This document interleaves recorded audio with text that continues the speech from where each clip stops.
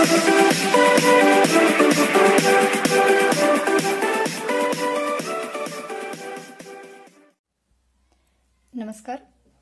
आज दिनांक 9 फेब्रुवारी 2025 रोजी झालेला पूर्व माध्यमिक शिष्यवृत्ती परीक्षा इयत्ता 8वी या विषयातला पहिल्या पेपरमधील आपण आता गणिताची उत्तरपत्रिका पाहणार आहोत. 26वा प्रश्न आहे. 10 दराने 10,000 रुपये मुदलाचे 2 वर्षाचे चक्रवाढ व्याज व सरळ व्याज ह्याच्यातील फरक किती रुपये असेल. आपण सरळ व्याजाचं जर सूत्र वापरलं तर आपलं सरळ व्याज येते 2,400 रुपये आणि चक्रवाढ व्याजाचं सूत्र वापरून चक्रवाढ व्याज येते 2,544 रुपये आणि या दोन्हींमधला फरक विचारलाय म्हणजेच तो फरक येतोय आपला 144 रुपये. पर्याय क्रमांक 3. 27वा प्रश्न. 10 दराने 10,000 रुपये मुदलाचे 3.5 वर्षाची चक्रवाढ व्याज किती. आता एक तर तुम्ही 3.5 वर्ष म्हणजे 6 महिन्याचे कालखंड विचारात घेतले तर 7 होतील आणि व्याजाचा दर निम्मा करायचा. चक्रवाढ व्याजाचं सूत्र वापरून काढू शकताय किंवा काय करायचं मग पहिल्या वर्षाचं सरळ व्याज काढा. ते येईल 1,000. ते मुदलामध्ये मिळवलं 11,000 रुपये मुद्दल होईल. त्याचं जर व्याज काढलं तर ते होईल 1,100 रुपये दुसऱ्या वर्षाचं. परत ते मुदलामध्ये मिळवलं तर 12,200 होईल. त्याचं परत आपण व्याज काढलं तर होईल 1,210.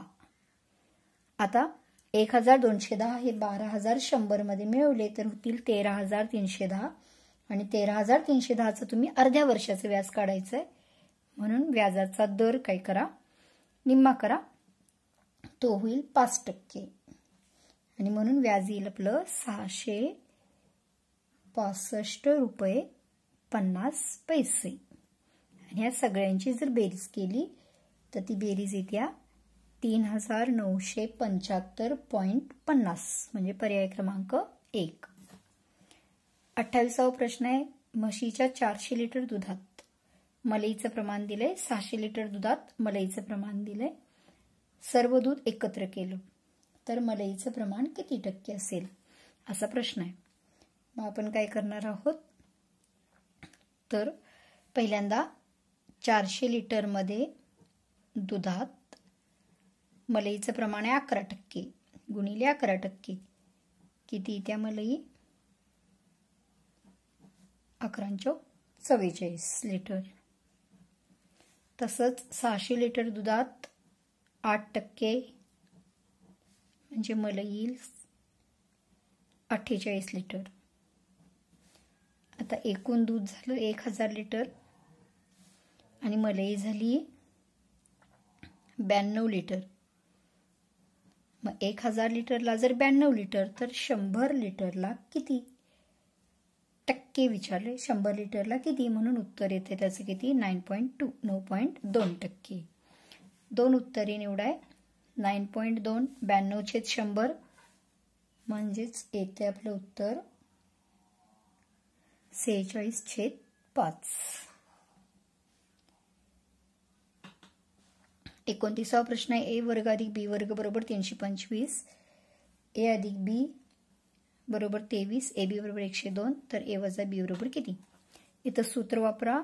ए वजा बी कंसाचा वर्ग बरोबर ए वर्ग वजा 2ab अधिक बी वर्ग. ए वजा बी चा वर्ग माहित नाही आपल्याला. खरं ए वर्ग अधिक बी वर्ग माहिती आहे किती आहे 325 वजा 2 गुणिले 102. बघा किती येते 325 वजा 204 म्हणजे वजा बाकी इथे 121 आणि ए वजा बी चा वर्ग बरोबर 121 आहे म्हणजे त्याचं जर वर्गमूळ काढलं तर येईल 11. पर्याय क्रमांक 4. 30व्या प्रश्नाचं उत्तर काय बघा. 50 रुपयाला एक याप्रमाणे 100 वस्तू खरेदी केल्या. मग आधी खरेदी किंमत काढा. खरेदी किंमत किती येईल 50 गुणिले 100 5,000 रुपये. त्यातल्या 2 खराब झाल्या त्यामुळे उरलेल्या वस्तू म्हणजे 98 वस्तू विकल्या. किती रुपये दरानं? 60 रुपये प्रमाण. 98 वस्तू विकल्या, ही झाली आपली विक्री किंमत. 98 गुणिले 60 5880. बघा, खरेदी किमतीपेक्षा विक्री किंमत जास्त आहे म्हणजे झालाय अर्थातच आपल्याला इथं नफा झालाय. किती रुपये नफा झालाय? या दोन्हींची वजाबाकी करणार आहे. झालाय 880 रुपये. शेकडा नफा किंवा तोटा विचारलाय. शेकडा नफा कसा काढणार? 880 छेद 5000 गुणिले 100. 88 भागिले 5 म्हणजेच 17.6%.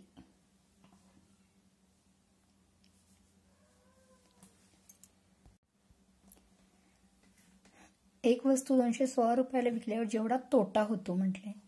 तोटा होतो याचाच अर्थ ती वस्तूची किंमत काय असणार आहे? 216 पेक्षा नक्कीच जास्त असणार आहे. इथं पर्याय बघितले तर सगळेच जास्त आहेत, बरोबर आहे. परंतु पुढे काय म्हटले? त्याच्या 2.5 नफा ती वस्तू 300 रुपयास विकल्यास होतो. म्हणजे 300 रुपयाला विकली तर नफा होतोय. म्हणजे याचा अर्थ 400 आणि 350 तर उत्तर असणार नाहीये. ह्या दोन्हीपैकी काहीतरी असणार आहे. पण ह्या दोन्ही पर्यायांमधलं उत्तर घालून बघू शकतोय. जर घालून बघितलं तर आपलं उत्तर येते 240. बघा, 240 रुपयाला जर खरेदी किंमत असेल आणि 216ला विकली तर किती रुपये तोटा झाला? 240 वजा 16, 24 रुपये. आणि त्याच्या 2.5 पट नफा, 24च्या 2.5 पट किती होईल?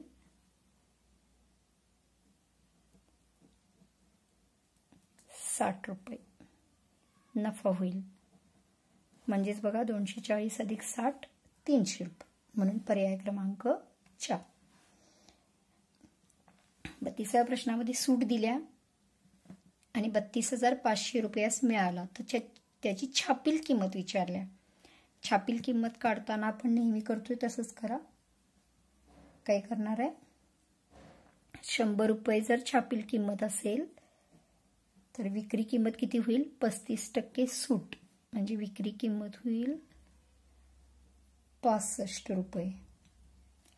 आता विक्री किंमत दिली आपल्याला 3,25,000. तर आपल्याला विचारले खरेदी किंमत, छापील किंमत किती. जर आपण तिरकस गुणाकार केला तर आपल्याला उत्तर मिळते 5 लाख रुपये. पर्याय क्रमांक 1. आता या 33व्या प्रश्नामध्ये काय करायचे बघा. पहिल्यांदा काय करा, असा चौरस पूर्ण करा. आधी काढा ह्या चौरसाचं क्षेत्रफळ. चौरसाची त्रिज्या, वर्तुळाची त्रिज्या आहे 3.5. म्हणजे ही पूर्ण बाजू येणार आहे किती? 7. म्हणजे चौरसाचं क्षेत्रफळ होईल 7चा वर्ग. 7 7 49. वजा, आता ह्यातनं काय वजा करायचं आहे? तर हे 4 भाग, वर्तुळाचे हे 4 भाग म्हणजेच काय होईल? एक अखंड वर्तुळ होईल. म्हणजेच वर्तुळाचं क्षेत्रफळ.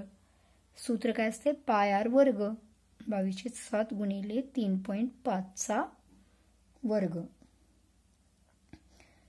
गुणाकार जर केला तर येईल किती? 49 वजा हा गुणाकार येईल 38.5. आणि म्हणून आपलं उत्तर काय येईल? या दोन्हींची वजाबाकी केल्यावर येणार आहे उत्तर आपलं 10.5. म्हणजेच पर्याय क्रमांक 2. 34व्या प्रश्नात सगळ्यांची बेरीज करा. भागिले किती? 1 2 3 4 5 6 7 8 भागिले 8 बरोबर 21. सगळ्यांची, बाकीच्यांची x सोडून सगळ्यांची बेरीज केली तर ती इथे 146 अधिक x छेद 8 बरोबर 21. म्हणजेच 146 अधिक x बरोबर 21 गुणिले 8 168. आणि म्हणून x बरोबर 168 वजा 146 22. पर्याय क्रमांक 4. 49x वर्ग अधिक 1/49 वर्ग ही राशी पूर्ण वर्ग होण्यासाठी कोणते पद मिळवावे? काय करणार? इथं पहिलं पद कशाचा वर्ग आहे बघा, आणि हे पद सुद्धा कशाचा वर्ग आहे. म्हणजे हा वर्ग आहे 7x चा, म्हणून 7x गुणिले 1/7 7x आणि त्याला गुणिले काय करायचे 2, म्हणजे 7x ला 7x केलं 2 उत्तर आलं. मग +2 येऊ शकते किंवा काय येईल -2. 2 उत्तरे निवडायचे, +2 किंवा -2 म्हणजे 1 आणि 3. पुढचा प्रश्न बघा. एकूण फळझाडांची संख्या किती विचारली. आता ह्यामध्ये इथं फक्त काय केलं आपल्याला 280 झाडे दिल्यात, टक्केवारीमध्ये दिलेली नाही. त्याचा वापर करायचा आपल्याला. कसं काढणार. 15 आणि 30 45, 45 आणि 20 65 आणि 10 75, उरली किती 25%. म्हणजे बघा जर एकूण झाडं x असतील तर त्याच्या 25% बरोबर 280, म्हणजे x बरोबर 280 गुणिले 100/25, 280 गुणिले 4, किती उत्तर आलं 1120, म्हणजेच पर्याय क्रमांक 1. पुढचा प्रश्न आहे. ज्या फळामध्ये एकापेक्षा जास्त बिया आहेत अशा फळझाडांची एकूण संख्या किती. एकापेक्षा जास्त बिया आहेत. यामध्ये फक्त नारळ आणि आंबा हे जर 2 सोडलं तर 25 आणि 30 55%, सोडलं तर उरते 45%. त्यामुळे आपल्याला काढायचं आहे 1120च्या 45%.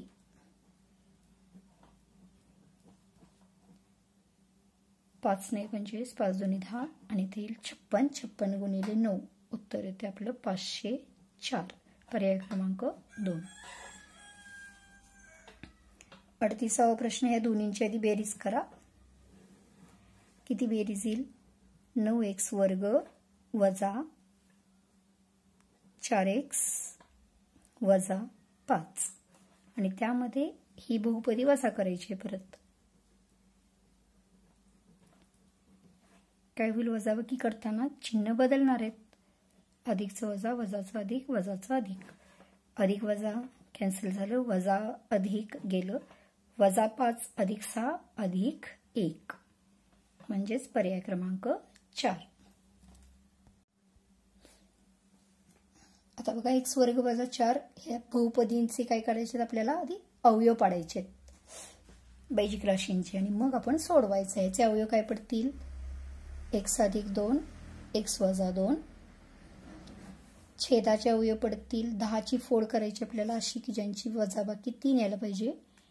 म्हणजे x अधिक 5, x वजा 2 गुणिले 15ची फोड म्हणल्यावर इथे येईल आपलं उत्तर x अधिक 5, x वजा 3 आणि ह्याची फोड x वजा 3, x अधिक 2. आणि आता गुणिले त्यामुळं काय काय कॅन्सल होते बघूया. x अधिक 2 ला x अधिक 2 गेलं, x वजा 2 ला x वजा 2 गेलं, x अधिक 5 ला x अधिक 5 गेलं, x वजा 3 ला x वजा 3 गेलं, म्हणजे उत्तर आलं फक्त 1, पर्याय क्रमांक 3. 40वा प्रश्न आहे. या दोन बहुपदींच्या गुणाकाराची कोटी किती. आता गुणाकार करायचा आहे तर फक्त जास्तीत जास्त घातांक असलेली पदं बघा, त्यांचा जर गुणाकार केला तर घातांकांची होईल बेरीज. 4 आणि 4 8, म्हणजेच पर्याय क्रमांक 4. 41वा प्रश्न आहे. जेवढे पक्षी आहेत, आता इथं काय केलं बघा, त्यापैकी काही आकाशात आहेत, काही झाडावर बसलेले आहेत, 108 पक्षी जमिनीवर दाणे टिपत आहेत आणि उरलेले 45 पक्षी तलावात आहेत. एक समीकरण तयार करा आणि ते सोडवा. पक्षीची संख्या जर आपण x मांडली तर काय होईल. 1/2x अधिक 1/3x अधिक 1/8x अधिक 45 बरोबर एकूण पक्षी किती मांडले आपण x. आता हे जर आपण सगळं छेद समान केला आणि सोडवलं तर याचं उत्तर येईल 23x/24 अधिक 45 बरोबर x. त्यामुळे परत हे अधिक आहे ते तिकडे गेल्यावर वजा होईल आणि उत्तर होईल आपलं 1x/24 बरोबर 45, म्हणजेच x बरोबर 45 गुणिले 24, म्हणजेच उत्तर आलं आपलं 1080, म्हणजेच पर्याय क्रमांक 4. 42वा प्रश्न आहे, समभुज त्रिकोणाचं क्षेत्रफळ दिलंय आणि परिमिती विचारल्या. क्षेत्रफळावरनं आधी बाजू काढायला पाहिजे. सूत्र असते वर्गमुळात 3/4 गुणिले बाजूचा वर्ग. क्षेत्रफळ दिलंय 100 वर्गमुळात 3. सोडवलं आपण तर उत्तर येईल आपलं बाजूचा वर्ग बरोबर 400, म्हणजे बाजू बरोबर 20. आणि मग परिमिती किती होईल? परिमिती म्हणजे 3 बाजूंची बेरीज म्हणजे 20 त्रिक 60. पर्याय क्रमांक 1. 43वा प्रश्न आहे, या बहुपदीला x+2 ने भागल्यास भागाकार व बाकी किती येईल? सर्व x+2 ना आपण भाग घालूया.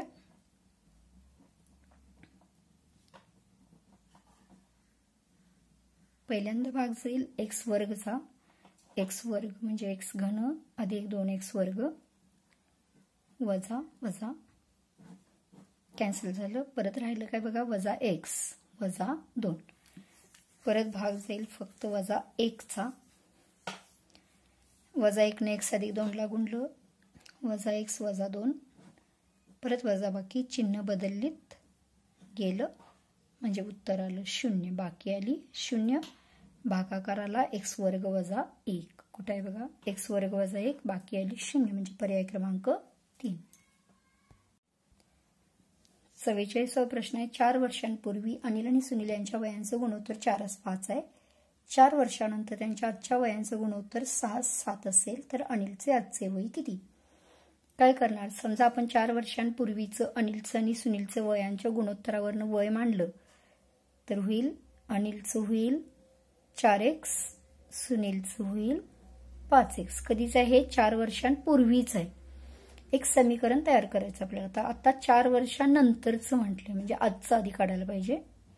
4x अधिक 4 म्हणजे आजचं झालं, त्याच्यामध्ये परत 4 वर्षानंतर म्हणून अधिक 4. तसंच सुनीलचं सुद्धा बरोबर किती? 6:7. आणि आता जर आपण हे समीकरण सोडवलं तर x ची किंमत येईल 4.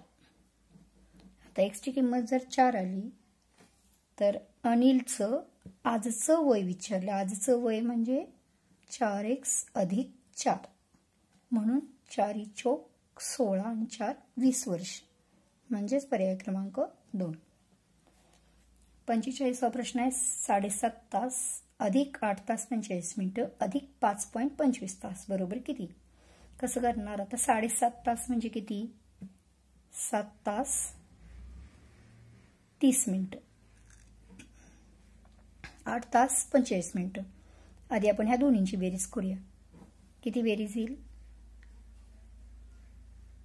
15 तास 75 मिनिटं. खरं 75 मिनिटं असणार नाहीत, त्यामुळे त्यातली परत 60 मिनिटं इकडं घालवणार म्हणजे झालीत किती? 16 तास. 75 मधले 60 गेल्यावर उरले 15 मिनिटं. आणि मग त्यामध्ये आपल्याला हे 5.25 तास. आता 5.25 तास म्हणजे किती? तर 5 तास 15 मिनिटं. 0.25 तास म्हणजे 15 मिनिटं. त्यामुळे ह्याचं उत्तर येते किती आपलं? 21 तास 30 मिनिटे म्हणजेच पर्याय क्रमांक 4. आता ह्या आकृतीमध्ये समांतरभुज चौकोन दिलाय. समांतरभुज चौकोनाच्या क्षेत्रफळ विचारले. क्षेत्रफळाचं सूत्र पाया गुणिले उंची. आता पाया आपल्याला दिलाय 60, परंतु ही उंची दिलेली नाही, त्यामुळे आधी उंची काढायला पाहिजे आपल्याला. उंची कशी काढणार आहे? तर ह्या त्रिकोणामध्ये पायथागोरसचं प्रमेय वापरा. त्यावरनं उंची येईल, पीएमची लांबी येईल 24. आणि मग आपल्याला पाया गुणिले उंची हे सूत्र वापरायचं आहे. म्हणजे 60 गुणिले 24 किती उत्तर येईल? 1440 चौरस मीटर. पुढचा प्रश्न आहे, 1.5 मीटर बाजू असलेल्या घनाकृती हौदामध्ये किती पाणी मावेल? साधं सोपं गणित आहे. घनाचं घनफळ काढा. घनाचं घनफळ म्हणजे बाजूचा घन. 1.5 चा घन किती येतोय? 3.375 घनमीटर. म्हणजे एक उत्तर मिळाले आपल्याला 3.375 घनमीटर. आणि लिटरमध्ये जर काढायचं झालं तर त्याला गुणा, कितीनं गुणणार आहे आपण? 1000. त्यामुळे 3375 लिटर. एका दुकानदाराने 2 वस्तू 1200 रुपयास विकल्याने पहिल्या वस्तूवर 20% नफा, दुसऱ्या वस्तूवर 20% तोटा झाला. आता जर एखाद्या व्यवहारामध्ये एका वस्तूवर 20% नफा आणि दुसऱ्या वस्तूवर 20% तोटा होतोय, तर या व्यवहारामध्ये नेहमी तोटाच होतो. आणि त्याचं सूत्र काय आहे? शेकडा तोटाचा वर्ग छेद 100. म्हणजे 20चा वर्ग छेद 100 म्हणजे 400 भागिले 100 म्हणजे किती येणार आहे? 4% तोटा. आणि म्हणून पर्याय क्रमांक 3. 49 गणितात बघा, 225चा वर्ग वजा 1. सरळ सूत्र वापरा. 225 हा काय आहे? 15चा वर्ग त्याचा वर्ग आहे, वजा 1चा वर्ग छेद 15 वर्ग, 15चा वर्ग अधिक 1. ए वर्ग वजा बी वर्गचं सूत्र वापरा. एका कंसात बेरीज आणि एका कंसात वजाबाकी छेद 15चा वर्ग अधिक 1. त्यामुळे काय होईल? या कंसाला हा कंस जाईल. 15चा वर्ग 225 वजा 1 224. पर्याय क्रमांक 1. 50चं उत्तर आहे 4 डेकामीटर 5 मीटर 7 डेसिमीटर. आता हे सगळ्याचं रूपांतर आपण करूया मीटरमध्ये. पहिल्याचं उत्तर काय होईल? 4 डेकामीटर म्हणजे 40 मीटर, 5 मीटर 45 आणि 7चं 0.7 म्हणजे याचं उत्तर होईल 45.7 मीटर अधिक ह्याचं काय होईल? 5 डेकामीटर 8 मीटर 9 डेसिमीटर म्हणजे 58.9 मीटर अधिक 2 डेकामीटर 8 मीटर 4 डेसिमीटर म्हणजे 28.4 मीटर. आणि या सगळ्यांची जर बेरीज केली तर उत्तर येते 133.0 मीटर. आणि म्हणून उत्तर आहे आपलं पर्याय क्रमांक 3. एका वर्तुळाचा अर्धपरिघ व व्यास यांच्यातील फरक 4 सेंटीमीटर असेल तर त्या वर्तुळाचे क्षेत्रफळ किती? आता इथे त्यांनी वर्तुळाचा अर्धपरिघ म्हणजे काय सूत्र आहे आपलं? वर्तुळाच्या अर्धपरिघाचं, परिघाच्या निम्म म्हणजे पाय आर वजा व्यास म्हणजे 2r बरोबर किती? 4. हे सूत्र वापरायचं आपल्याला. काय होईल बघा? r कंसात 22/7 वजा 2 बरोबर 4. 22/7 वजा 2 छेद समान केलं. 7 2 14, 22 वजा 14 8/7. r बरोबर 4 गुणिले 8/7 इकडे आल्यावर होईल 7/8 म्हणजे 7 चोक 28/8. आता त्रिज्या मिळाली आपल्याला 28/8. त्यामुळे क्षेत्रफळ आपल्याला काढता येते. क्षेत्रफळाचं सूत्र पाय आर वर्ग बरोबर 22/7 गुणिले 28/8 गुणिले 28/8. संक्षिप्त रूप दिलं तर उत्तर येईल आपलं 77/2 म्हणजेच 38.50. पर्याय क्रमांक 4. सर्वात लहान नैसर्गिक संख्या कोणती आहे? 1. आणि सर्वात मोठी ऋणपूर्णांक संख्या आहे -1. आता ह्या दोन्हींमधला फरक म्हणजे वजाबाकी किती आहे? 1 अधिक 1 बरोबर 2. प्रश्न काय विचारलाय? हा खालीलपैकी कोणत्या संख्येच्या वर्गमुळा एवढा आहे? 2 हे कशाचं वर्गमूळ आहे? 4चं. म्हणून पर्याय क्रमांक 3. 53वा प्रश्न आहे वृत्तचिती आकाराच्या सिमेंटच्या टाकीचा व्यास 7 मीटर आणि उंची 2 मीटर आहे तर त्या टाकीत किती पाणी मावेल? साधं सोपं वृत्तचितीच्या घनफळाचं सूत्र वापरा. पाय आर वर्ग एच, त्रिज्या व्यासाच्या निम्मी म्हणजे 7/2, उंची दिल्या पायची किंमत घाला आणि सोडवा. सोडवलं तर आपलं उत्तर येईल 77 घनमीटर. आणि तेच जर लिटरमध्ये काढायचं झालं तर होईल 77,000 लिटर. 54वा प्रश्न बघा. 65/57 गुणाकार व्यस्त संख्येस. आता ह्याची गुणाकार व्यस्त म्हणजे होईल 57/65 गुणिले 76/91 गुणाकार व्यस्त संख्येने गुणल्यास, म्हणजे परत ह्याला गुणायचं किती ना 91/76. तर आलेल्या गुणाकाराची बेरीज व्यस्त संख्या कोणती? आधी भाग घालूया. 13×5 65, 13×7 91, 19×3 57, 19×4 76. काय उत्तर आलं बघा? 21/20. परंतु ह्या उत्तराची काय विचारल्या? बेरीज व्यस्त. म्हणजे ह्याचं चिन्ह काय होणार आहे? 21/20 वजा होईल. त्यामुळे उत्तर आहे पर्याय क्रमांक 2. 55. दशांश चिन्हाखाली दशांश चिन्ह द्या आणि सरळ बेरीज करा. काहीच अवघड नाही. त्याचं उत्तर येते 1.630854. पर्याय क्रमांक 1. 161, 371, 301 ह्या संख्यांना 637, 553 या संख्यांना कोणत्या संख्येने निशेष भाग जातो? ती आधी 3 बघूया आपण. 6 आणि 1 7 आणि 8 3 जात नाही म्हटल्यावर अर्थातच 9 काही जाणार नाहीये. मग आपण 7 आणि 11 हे दोन पर्यायापैकी कुठला तरी असेल. 11 भाग घालून बघितला 161 तर 11 × 11 उरले 5. 11 काही जात नाही म्हणजेच अर्थातच भाग जातोय कशानं? 7 म्हणजे पर्याय क्रमांक 3.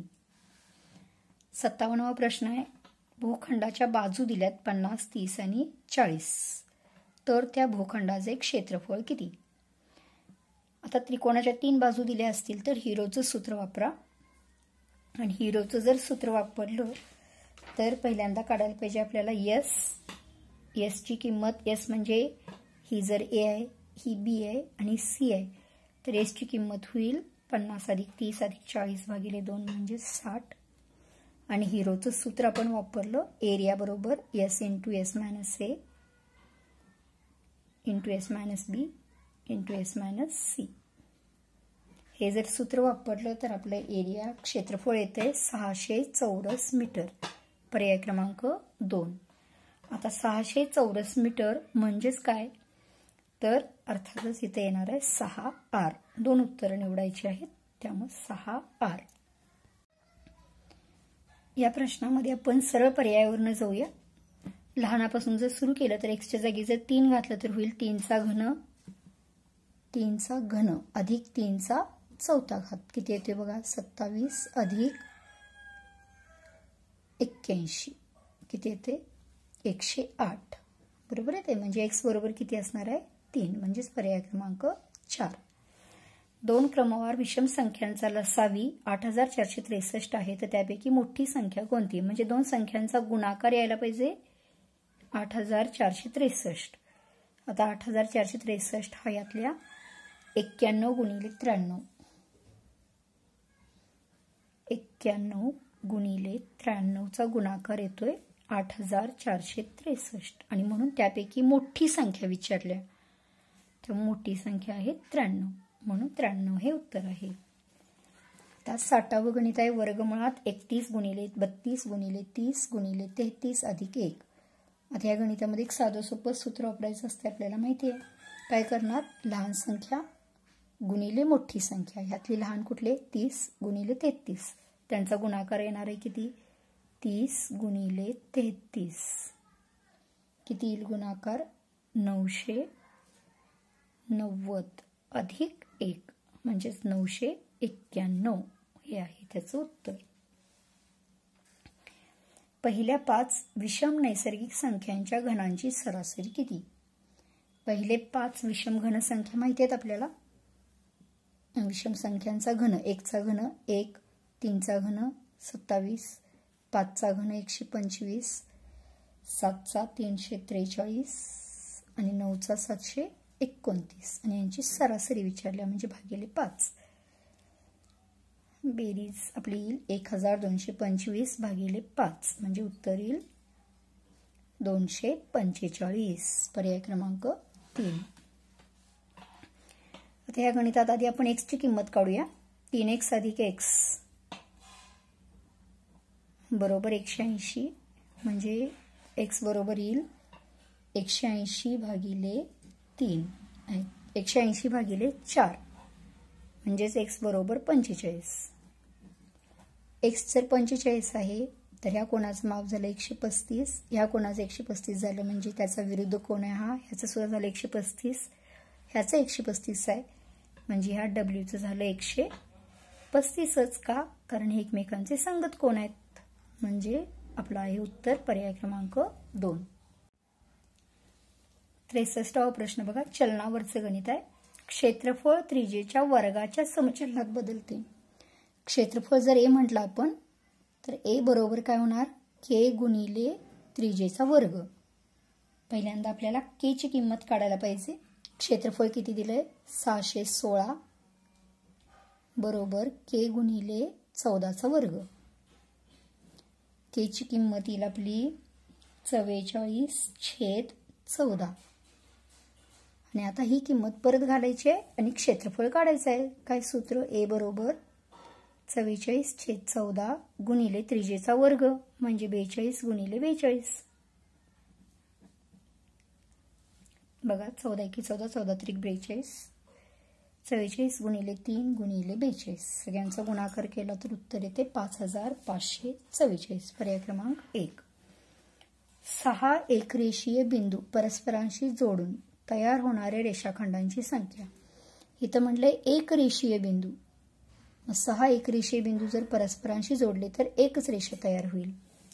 आणि 5 नेकरेषीय बिंदू जोडून तयार किती होणार आहेत, समजा अशी जर आपण 5 बिंदू घेतले तर एक बिंदू सगळ्यांशी जोडून किती रेषाखंड तयार होतात बघा, 1 2 3 4 असे 4 तयार होणार आहेत.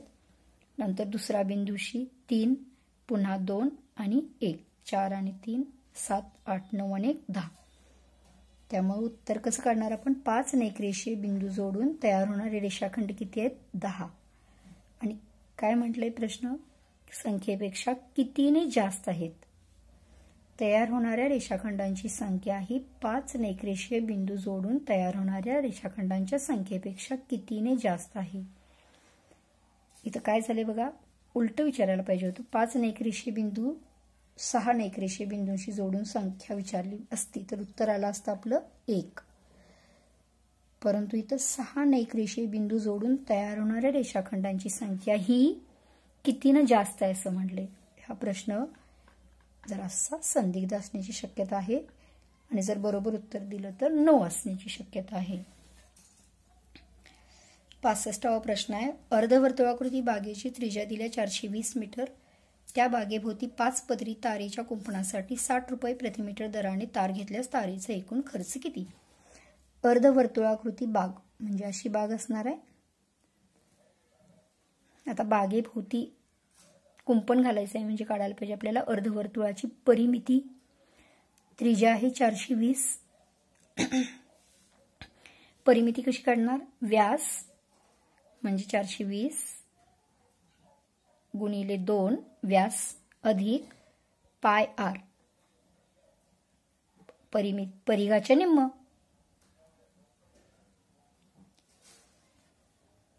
म्हणजे काय येईल बघा,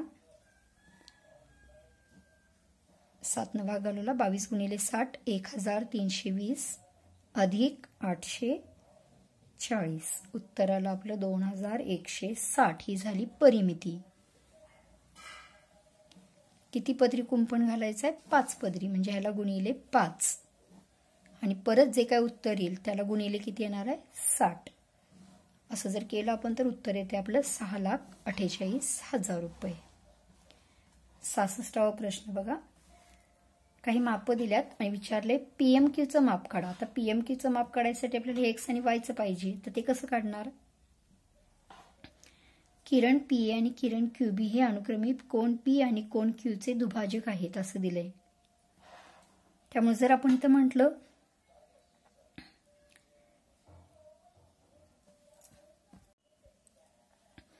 या प्रश्नात बघा, आपण पूर्ण मोठा त्रिकोण विचारत घेऊया आपण. हे 2x आहे, हे 2y आहे. 2x अधिक 2y अधिक 70 बरोबर किती 180, म्हणजे x अधिक y ची किंमत आली आपली 55, हे लक्षात ठेवा. आता परत ह्यातला हा त्रिकोण फक्त विचारात घेतला आपण, तर ह्या त्रिकोणामध्ये हे x आहे, हे y आहे आणि ह्या PMQचं माप विचारले आपल्याला ह्या कोणाचं. त्यासाठी काय करणार आपण, x अधिक y अधिक PMQ बरोबर 180. मग x अधिक y चे माप आले 55, म्हणजेच 180 मधनं 55 वजा केले, उत्तर आलं 125, म्हणजेच पर्याय क्रमांक 3. 67वा प्रश्न बघा. एका बाह्यकोनाचं माप दिले 130, एका बाह्यकोनाचं दिले 140. PQ ची दिल्या 16, PR ची दिल्या 12. तर आपल्याला काढायची QR ची लांबी. ही काढायसाठी आपण आधी कोनांची मापं काढूया.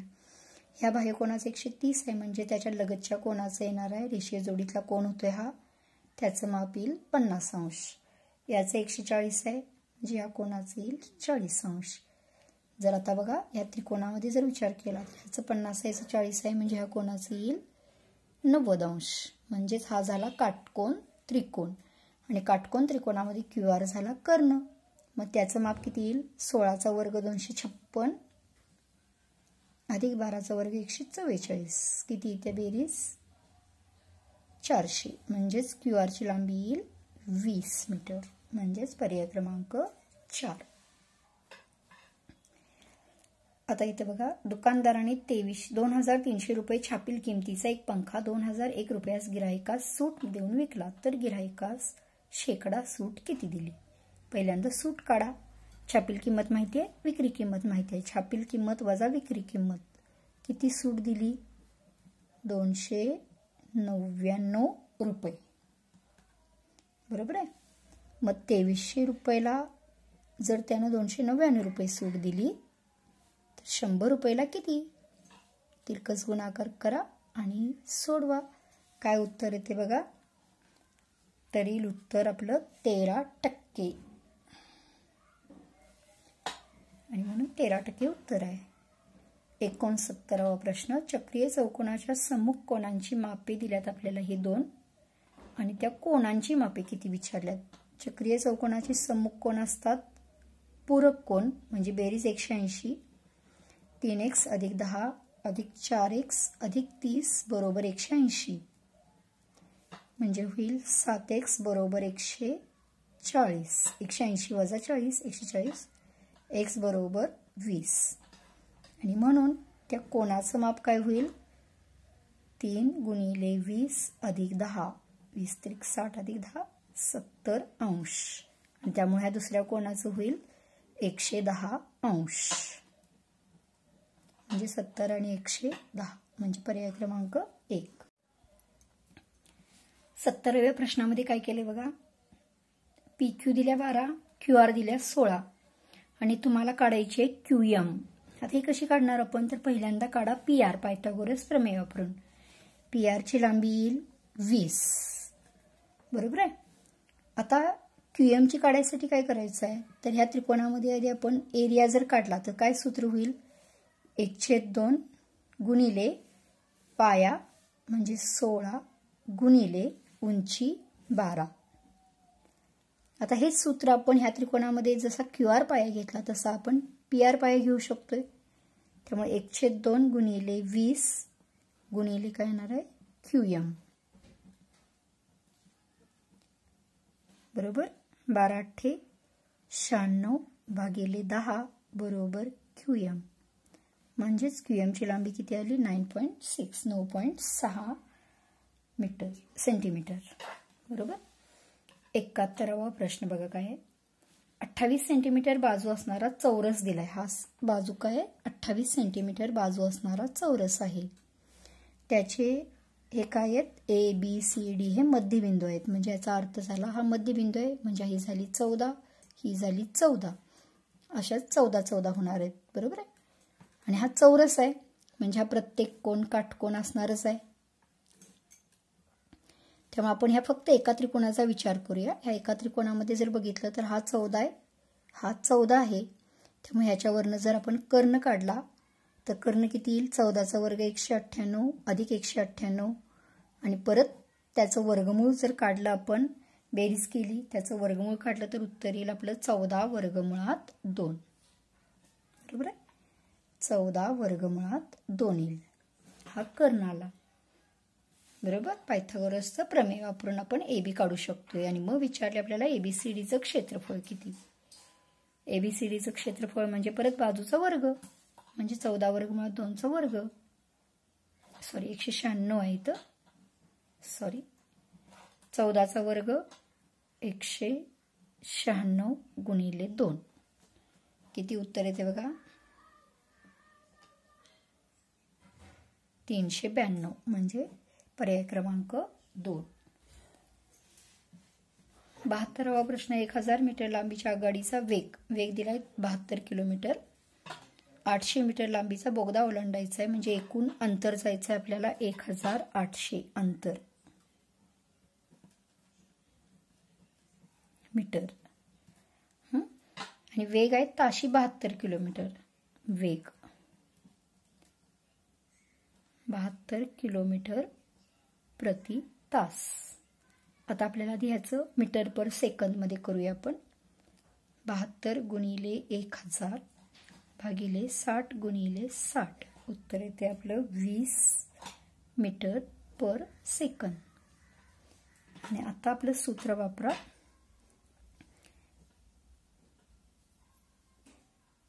वेळ बरोबर अंतर छेद वेग. 1800 छेद 20 90 सेकंद. म्हणजेच पर्याय क्रमांक 1. आणि 90 सेकंद म्हणजेच किती. 2 उत्तरे निवडायचे. तेव्हा 90 सेकंद म्हणजे 1.5 मिनिट. 60 सेकंद म्हणजे 1 मिनिट. आणि 30 सेकंद म्हणजे अर्धा मिनिट, म्हणजे 1.5 मिनिट. 73व्या प्रश्नामध्ये 5 वर्षाची रास दिल्या, 3 वर्षाची रास दिल्या. आता ह्याच्यावरून आधी पहिल्यांदा आपण ह्या दोन्हींमधला डिफरन्स काढायचा आहे. 2 वर्षाचं व्याज काय होईल. तर ह्या दोन्हींमधला डिफरन्स किती येतो. ह्या दोन्हींमधला डिफरन्स येतोय 1120.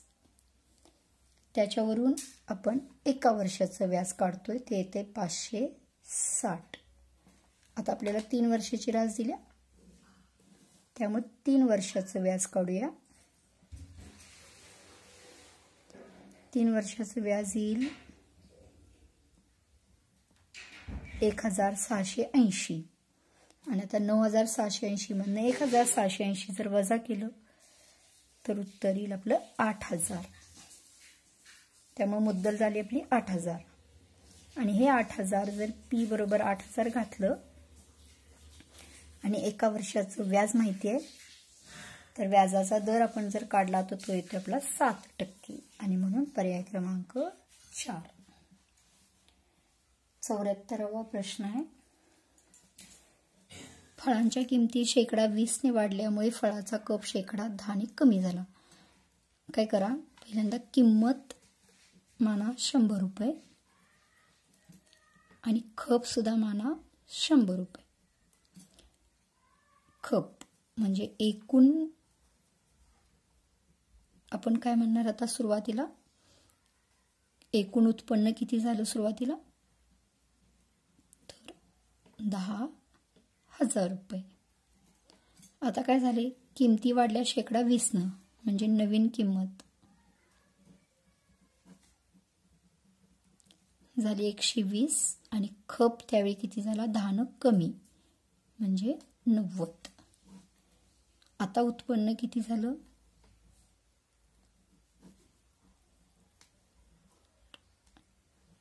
₹10,800 रुपये.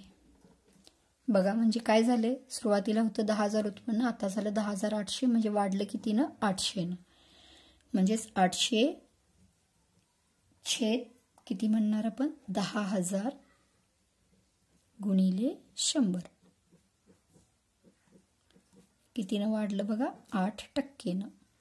%8 वाढ. पर्याय क्रमांक 2. 75व्या प्रश्नामध्ये सरळ घनफळ विचारले शंकूचं. घनफळाचं सूत्र काय. 1/3 पाय r वर्ग h. 1/3 22/7 गुणिले 21 गुणिले 21 गुणिले 20, 7 21, 3 3 3 3, 22 गुणिले 21 गुणिले 20. उत्तर येते आपलं 9240 घन सेंटीमीटर. पर्याय क्रमांक 3.